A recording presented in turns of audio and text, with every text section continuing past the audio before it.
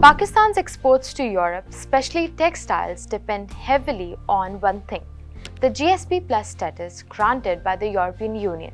But ahead of the next review, the European Union's ambassador to Pakistan, Raimundas Karoblis, has said that the country needs to do more to fulfill the commitments. So what exactly is at stake? What does GSP Plus even mean? And where does Pakistan stand on the EU's compliance checklist? Let's break it down. GSP Plus stands for the Generalized Scheme of Preferences Plus. It's essentially a trade incentive. The EU cuts import duties to zero on 2/3 of all tariff lines for developing countries. In return, the benefiting country, like Pakistan, must implement 27 international conventions.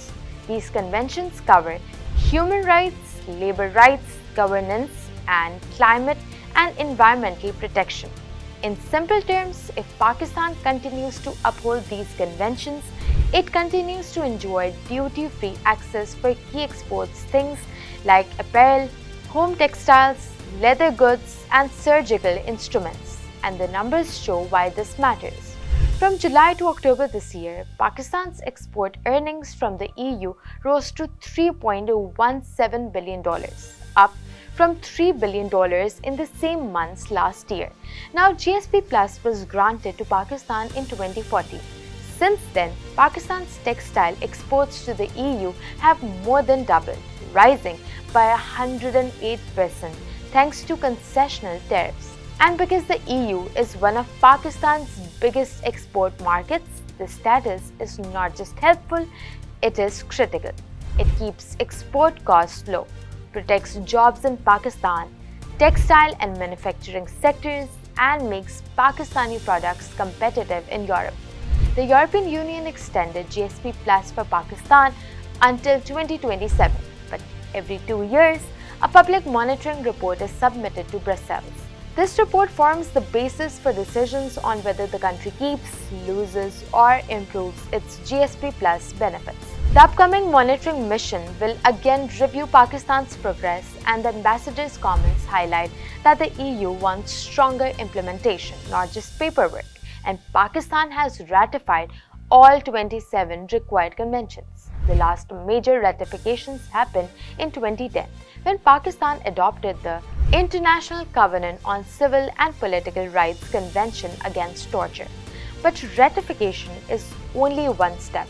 Implementation is where Pakistan is under scrutiny.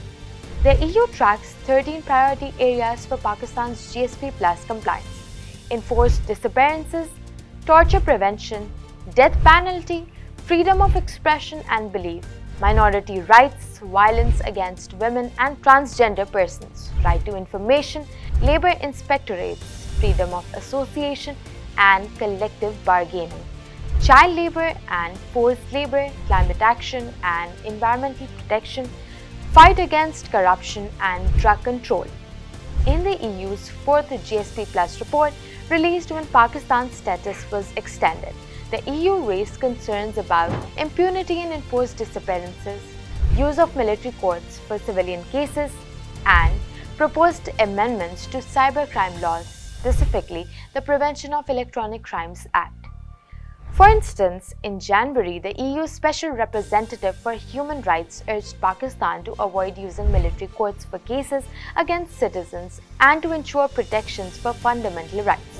On the issue of missing persons, the numbers show how big the challenge is. In the first half of 2025 alone, 125 new cases were submitted to the Commission of Inquiry on Enforced Disappearances.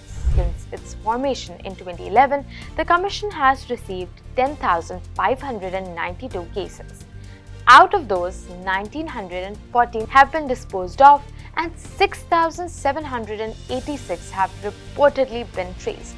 Despite these concerns, the EU also recognized areas where Pakistan is showing steady progress, such as rights of women and children, protection of transgender people, environmental conservation, and governance reforms. These improvements matter, but the upcoming monitoring mission will look closely at whether progress is consistent, measurable, and institutional. So what happens now? Well, Ambassador Karoblis' message is clear. Pakistan still needs to strengthen implementation before the next review. If Pakistan performs well, it keeps GSP Plus benefits until 2027. Export costs remain low, textile and manufacturing industries stay competitive, and hundreds of thousands of jobs stay secure.